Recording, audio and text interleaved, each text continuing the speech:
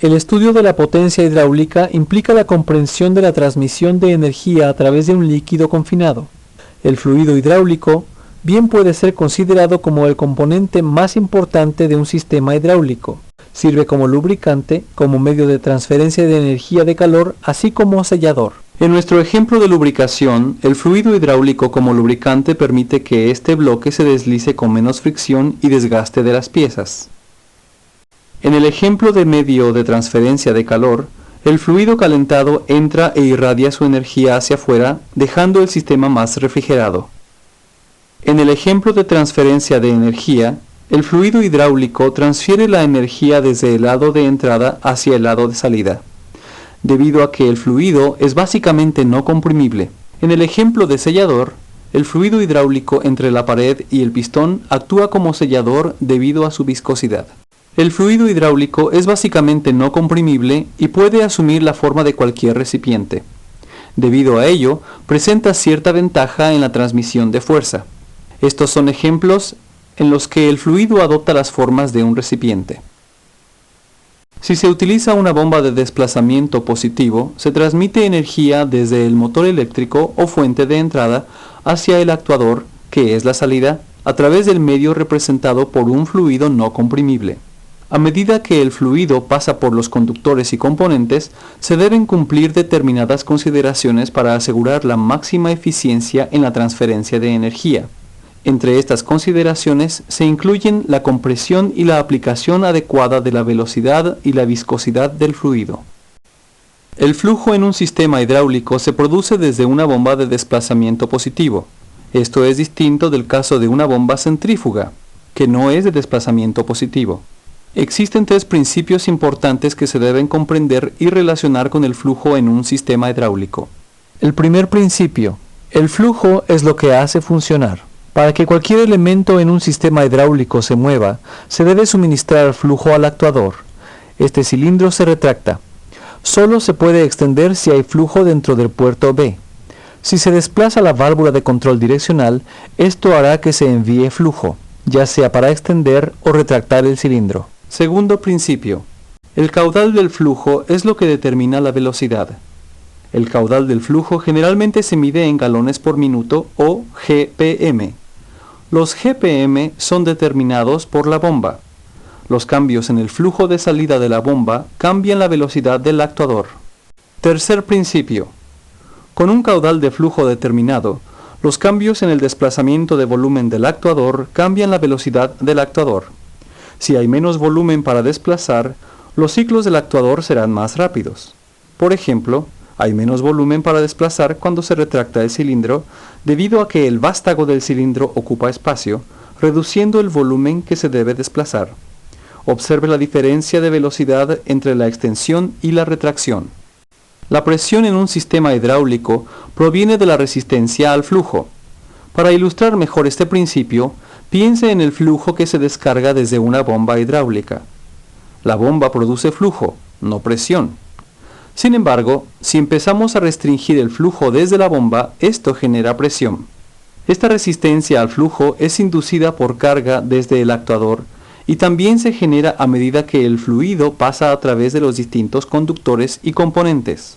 Todos los puntos de resistencia, tales como los recorridos largos de tubería, codos y los diversos componentes, son acumulativos en serie y contribuyen a la presión total del sistema.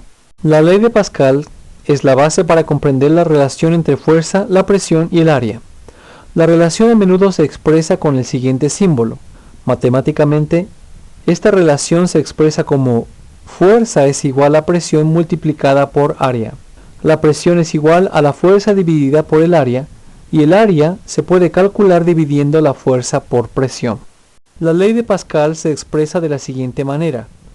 La presión que se aplica sobre un fluido confinado en reposo se transmite sin disminución en todas las direcciones y actúa con fuerza igual sobre áreas iguales y en ángulo recto con respecto a ellas. En el ejemplo siguiente tenemos un recipiente lleno de un líquido no comprimible. Si se aplican 10 libras de fuerza a un tapón de 1 pulgada cuadrada, el resultado será 10 libras de fuerza sobre cada pulgada cuadrada de la pared del recipiente. Si el fondo del recipiente es de 20 pulgadas cuadradas en total, la fuerza resultante será de 10 psi multiplicado por 20 pulgadas cuadradas o 200 libras de fuerza total, debido a que la fuerza es igual a la presión multiplicada por el área. Usted ha completado esta sección de capacitación. El estudio de la potencia hidráulica implica la comprensión de la transmisión de energía a través de un líquido confinado. El fluido hidráulico bien puede ser considerado como el componente más importante de un sistema hidráulico. Sirve como lubricante, como medio de transferencia de energía de calor, así como sellador. En nuestro ejemplo de lubricación, el fluido hidráulico como lubricante permite que este bloque se deslice con menos fricción y desgaste de las piezas. En el ejemplo de medio de transferencia de calor, el fluido calentado entra e irradia su energía hacia afuera, dejando el sistema más refrigerado.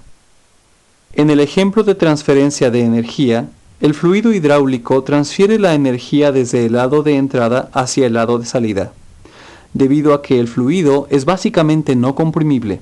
En el ejemplo de sellador, el fluido hidráulico entre la pared y el pistón actúa como sellador debido a su viscosidad. El fluido hidráulico es básicamente no comprimible y puede asumir la forma de cualquier recipiente. Debido a ello, presenta cierta ventaja en la transmisión de fuerza. Estos son ejemplos en los que el fluido adopta las formas de un recipiente. Si se utiliza una bomba de desplazamiento positivo, se transmite energía desde el motor eléctrico o fuente de entrada hacia el actuador, que es la salida, a través del medio representado por un fluido no comprimible. A medida que el fluido pasa por los conductores y componentes, se deben cumplir determinadas consideraciones para asegurar la máxima eficiencia en la transferencia de energía. Entre estas consideraciones se incluyen la compresión y la aplicación adecuada de la velocidad y la viscosidad del fluido. La presión que no se utiliza directamente para proporcionar trabajo se puede definir como caída de presión o presión. Las bombas son componentes del sistema hidráulico que convierten la energía mecánica transmitida desde un motor eléctrico a energía hidráulica. Las bombas de engranajes son compactas, relativamente económicas y tienen pocas piezas móviles. Las bombas de engranajes externas se componen de dos engranajes, generalmente del mismo tamaño, que se engranan entre sí dentro de una carcasa. El engranaje impulsor es una extensión del eje impulsor. Cuando gira, impulsa al segundo engranaje. Cuando ambos engranajes giran, el fluido se introduce a través del orificio de entrada. Este fluido queda atrapado entre la carcasa y los dientes de rotación de los engranajes. Se desplaza alrededor de la carcasa y se empuja a través del puerto de salida. La bomba genera flujo y, bajo presión, transfiere energía desde la fuente de entrada, que es mecánica, hasta un actuador de potencia hidráulica. Las válvulas de control direccional se utilizan para iniciar, detener y cambiar la dirección del flujo en un circuito hidráulico. Aunque pueden estar diseñadas en el estilo de válvula anti-extrusión o tipo giratorio, el control direccional de tipo de carrete es el más común. El diseño comprende un cuerpo principal con pasajes internos que se conectan o se sellan mediante una válvula de carrete que se desliza a lo largo del émbolo de la válvula. Las válvulas de carrete direccionales se sellan a lo largo del espacio entre el émbolo del carrete móvil y la carcasa. El grado de sellado depende del espacio, la viscosidad del fluido y la presión. Debido a esta ligera fuga, las válvulas direccionales de tipo de carrete no pueden bloquear hidráulicamente el actuador por sí mismas. Las válvulas de control direccional se designan en principio según la cantidad de posiciones posibles, vías o conexiones de puerto y la manera en que se activan o energizan. Por ejemplo, la cantidad de conexiones de puertos se designan como vías o pasos posibles del flujo. Una válvula de 4 vías debe tener 4 puertos, P, T, A y B. Una válvula de 3 posiciones se indica mediante 3 casillas conectadas. Existen varias maneras de accionar o desplazar la válvula. Estas son botón de presión, palanca de mano, pedal, mecánica, piloto hidráulico, piloto de aire, solenoide y resorte. Las válvulas de control direccional también se pueden designar como normalmente abiertas o normalmente cerradas. Estas designaciones hacen referencia a válvulas de 2 posiciones, tales como las siguientes.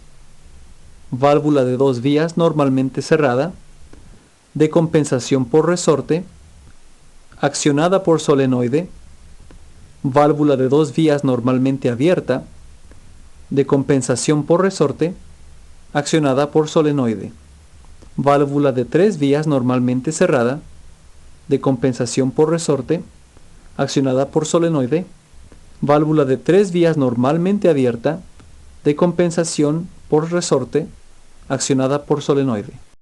Las válvulas de control direccional de tipo de carrete utilizadas en las aplicaciones industriales se montan en una placa base o en un múltiple. La disposición de los puertos sigue una norma industrial y se designa por tamaño de válvula.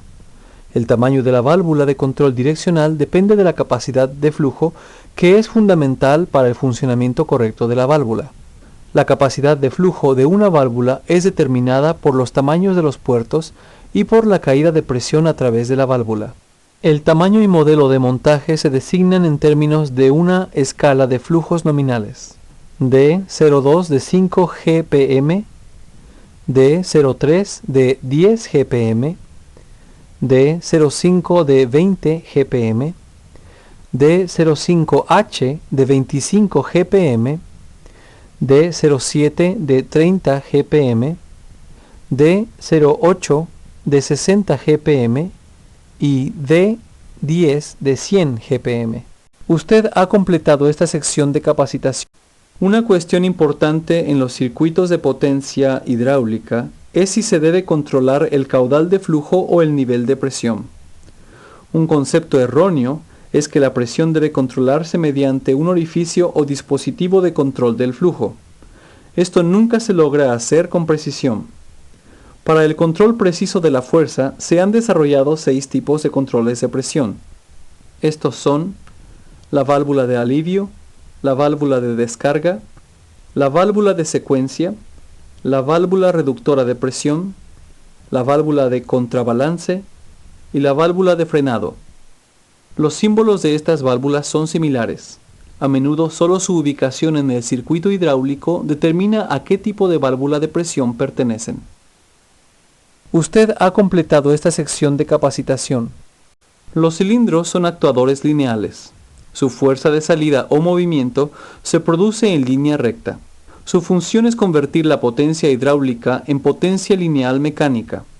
Entre sus aplicaciones de trabajo se incluyen empujar, arrastrar, inclinar y ejercer presión.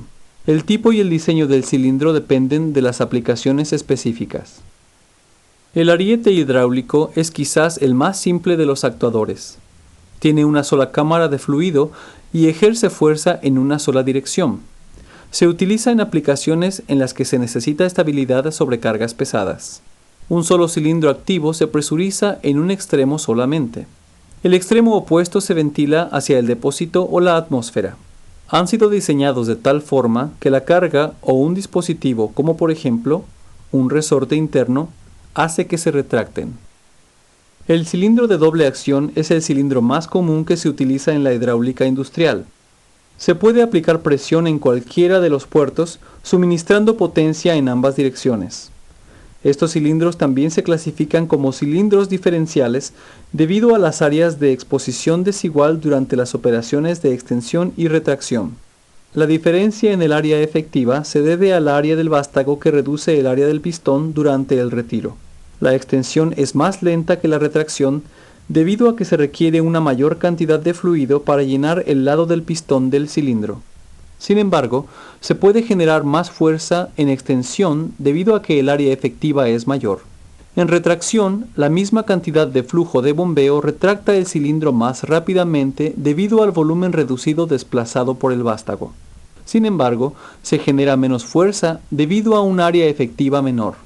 Un cilindro de doble vástago se considera como un cilindro de tipo no diferencial. Las áreas de ambos lados del pistón son iguales, suministrando, de este modo, la misma fuerza en ambas direcciones. Este tipo de cilindro se utilizaría, por ejemplo, para acoplar una carga a ambos extremos o cuando se necesita una misma velocidad en ambas direcciones. Los motores hidráulicos se clasifican como actuadores giratorios. Los motores se parecen a las bombas en lo que se refiere a su construcción. Sin embargo, en lugar de empujar el fluido como lo hace la bomba, el fluido ejerce presión sobre el área interna de la superficie del motor, desarrollando fuerza torsional. La resistencia desde la carga se produce cuando el flujo de la bomba genera un movimiento de rotación continuo. Como los puertos de entrada y salida pueden estar presurizados, la mayoría de los motores hidráulicos se drenan externamente. Los 4 tipos más comunes de motores hidráulicos son de engranaje, de paletas, de pistón y de eje acodado. Las bombas de pistón axial convierten el movimiento giratorio de un eje de entrada en un movimiento axial de vaivén, que se produce en los pistones. Esto se logra por medio de una placa basculante que es fija o variable en su grado de ángulo. Con la placa basculante en posición vertical, no se produce ningún desplazamiento ya que no hay movimiento de vaivén. A medida que el ángulo de la placa basculante aumenta, el pistón se mueve hacia adentro y hacia afuera del barril siguiendo el ángulo de la placa basculante. En el diseño real, el barril del cilindro está equipado con varios pistones. Durante una mitad del círculo de rotación, el pistón se mueve hacia afuera del barril del cilindro y genera un aumento del volumen. En la otra mitad de la rotación, el pistón se mueve hacia adentro del barril del cilindro y genera una disminución del volumen. Este movimiento de vaivén succiona fluido y lo bombea hacia afuera. La limpieza de los fluidos hidráulicos se ha convertido en un factor fundamental para el diseño y la operación de los componentes de los sistemas de potencia hidráulica.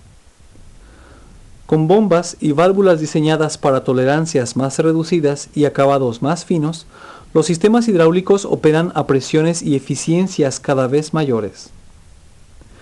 Estos componentes presentarán un rendimiento de acuerdo con su diseño siempre y cuando el fluido se conserve limpio. La limpieza del aceite da como resultado una creciente confiabilidad del sistema y una simplificación del mantenimiento. A medida que las partículas se introducen o ingresan a un sistema hidráulico, a menudo se dividen en miles de pequeñas partículas.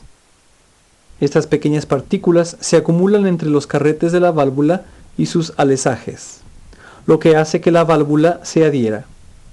Esto se conoce como obstrucción por sedimentos. Para evitar la obstrucción por sedimentos, el desgaste prematuro de los componentes y un colapso eventual del sistema, se requiere la aplicación de principios de ingeniería al diseño del sistema de filtración. La filtración técnica implica el conocimiento del régimen en micrones requerido, la aplicación de la proporción beta, el mantenimiento de los niveles de limpieza especificados por los códigos ISO y la ubicación del filtro específico para el diseño y el entorno del sistema. La colocación del filtro es fundamental para mantener los niveles aceptables de limpieza del fluido, la protección adecuada de los componentes y la reducción del tiempo de inactividad de la máquina. Los respiraderos del filtro son fundamentales para evitar el ingreso de partículas que se encuentran en el aire. Mientras el sistema está operando, el nivel de fluido del depósito cambia. Esto hace que el aire exterior entre y con este las partículas en suspensión. El respiradero filtra el aire que entra en el depósito. A menudo se requieren filtros de presión para proteger el componente que se encuentra inmediatamente corriente abajo a partir del filtro, como por ejemplo una servoválvula sensible, del desgaste acelerado, obstrucción por sedimentos o adherencia. Los filtros de presión deben poder soportar la presión operativa del sistema así como las pulsaciones de la bomba. Los filtros de retorno son los que mejor permiten mantener limpieza total del sistema según su calibre en micrones.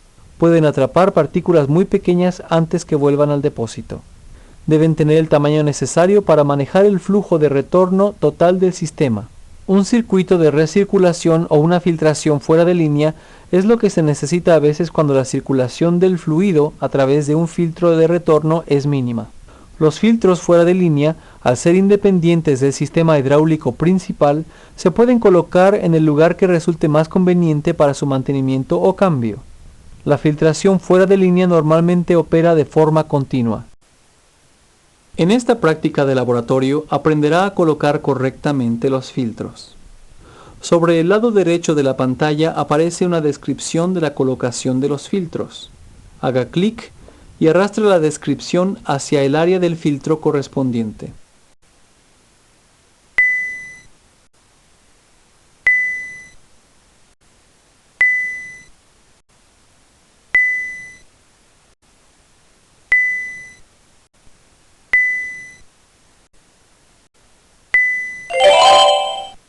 En las secciones anteriores se han identificado los componentes hidráulicos en forma individual mediante la descripción de su función y aplicación.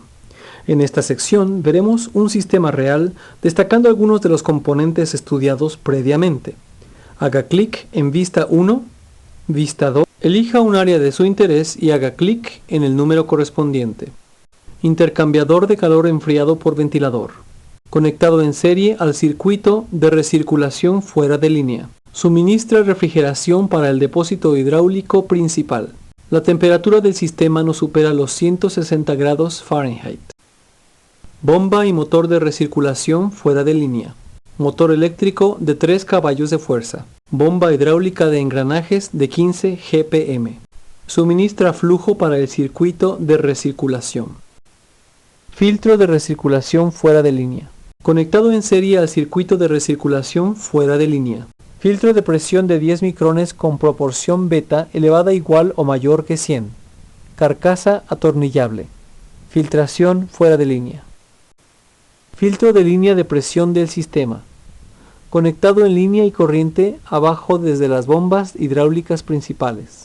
Filtros de presión de 10 micrones con proporción beta elevada igual o mayor que 100.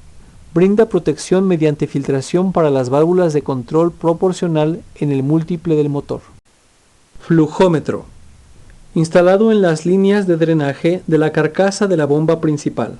Monitoreo de 0 a 10 GPM. Suministra monitoreo del caudal de drenaje de la carcasa para determinar el desgaste interno. Caudal de la carcasa no debe superar 5 GPM. Válvula de cierre y tubería de succión de la bomba. Instalada entre el depósito y los puertos de succión de la bomba. Diseño de válvula giratoria con manija de bloqueo. Cierra el flujo del depósito durante el cambio de la bomba. Bomba principal. 45 GPM a 1750 revoluciones por minuto. Pistón axial compensado por presión. Suministra el flujo del sistema. Compensador fijado en 1500 PSI. Sistema 1. En esta práctica de laboratorio aprenderá a construir correctamente el circuito dado arrastrando el componente apropiado de la selección de componentes que aparece en la parte inferior de la pantalla y colocándolo en el circuito en cuestión. Una vez que haya construido el circuito correctamente, presione el botón Operar para ver cómo funciona el sistema.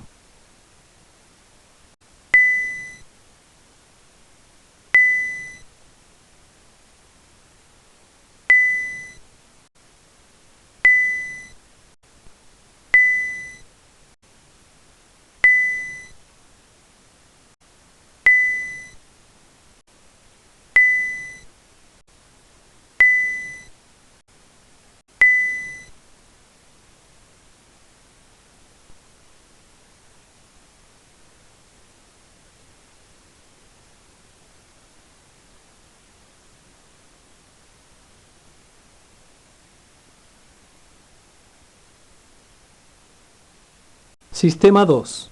En esta práctica de laboratorio aprenderá a construir correctamente un circuito dado arrastrando el componente apropiado de la selección de componentes de la parte inferior de la pantalla y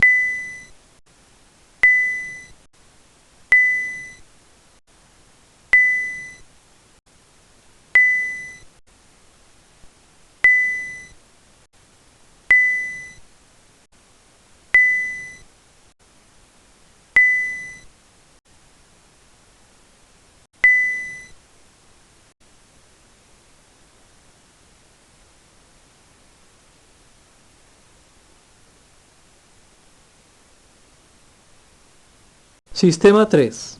En esta práctica de laboratorio aprenderá a construir correctamente un circuito dado.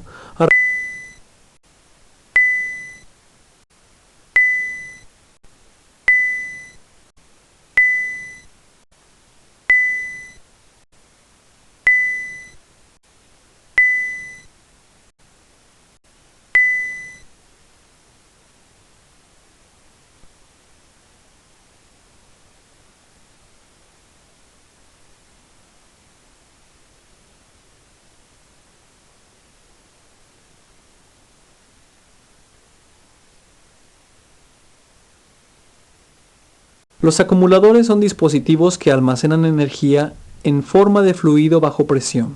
Debido a su capacidad para almacenar el excedente de energía y liberarlo cuando sea necesario, los acumuladores son herramientas útiles para mejorar la eficiencia hidráulica. Los acumuladores hidráulicos industriales se clasifican generalmente como hidroneumáticos. Este tipo de acumulador aplica fuerza a un líquido mediante gas comprimido. Los dos tipos más comunes de acumuladores hidroneumáticos son el acumulador de tipo de vejiga y el acumulador de pistón. El nombre de cada tipo indica cuál es el dispositivo que separa el gas del líquido. Un acumulador hidroneumático tiene un compartimento de fluido y un compartimento de gas, con un elemento de gas tal como una vejiga separando ambos compartimentos. La vejiga se carga a través de una válvula de gas en la parte superior del acumulador, mientras que una válvula antiextrusión situada en la parte inferior impide que la vejiga sobresalga hacia dentro de la tubería de presión. La válvula antiextrusión tiene el tamaño necesario para que no pueda superarse el flujo volumétrico máximo. Para operar, se carga previamente la vejiga con nitrógeno a una presión especificada por el fabricante de acuerdo con las condiciones de operación. Cuando la presión del sistema supera la presión precargada del gas, la válvula antiextrusión se abre y el fluido hidráulico ingresa en el acumulador. La variación del volumen de gas en la vejiga determina el volumen utilizable o la capacidad de fluido útil. Ahora que nuestro acumulador está cargado con energía almacenada, observe cómo se descarga y utiliza la energía almacenada para ejecutar trabajo.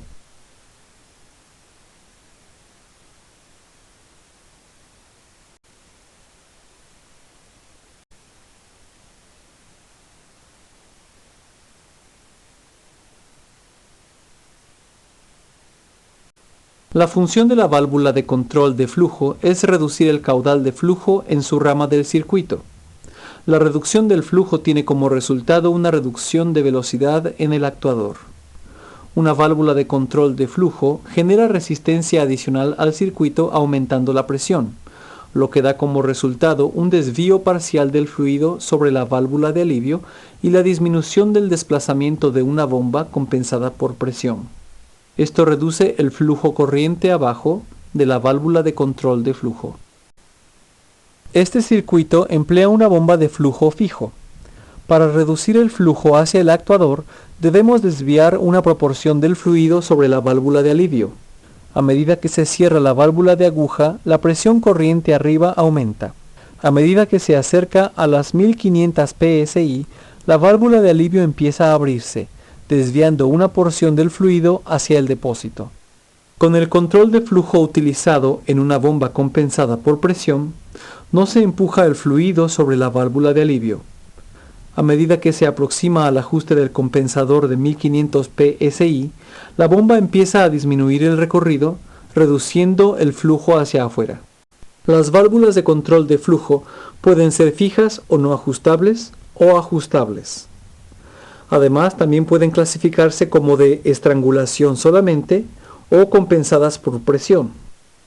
La cantidad de flujo que pasa a través de un orificio permanece constante mientras no cambie el diferencial de presión a través del orificio.